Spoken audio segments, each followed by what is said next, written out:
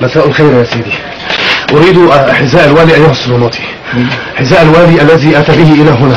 أريد حذاء الوالي أيها الصراماطي. من أنت الصراماطي؟ أنت الصراماطي.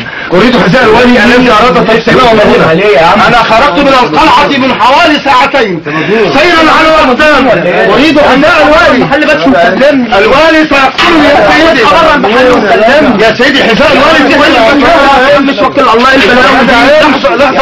الله. الوالي أرسلني لكي يأتي بالحذاء من فضلك. الله يا عم. إذا أتى جندي آخر الله. البلاوي دي. إذا أتى جندي آخر لا تعطيه الحذاء. الله يا عم. إيه ده مين ده؟ صاحبك. إيه البلاوي دي؟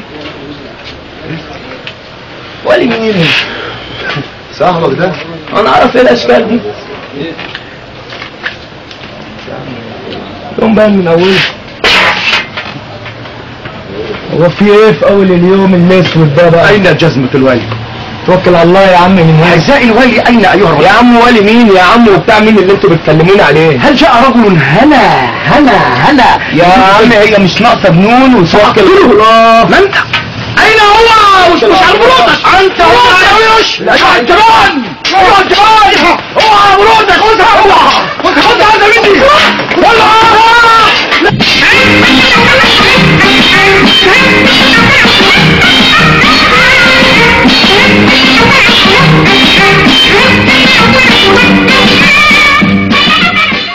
أين جزمة الوالي؟ أين حذاء الوالي؟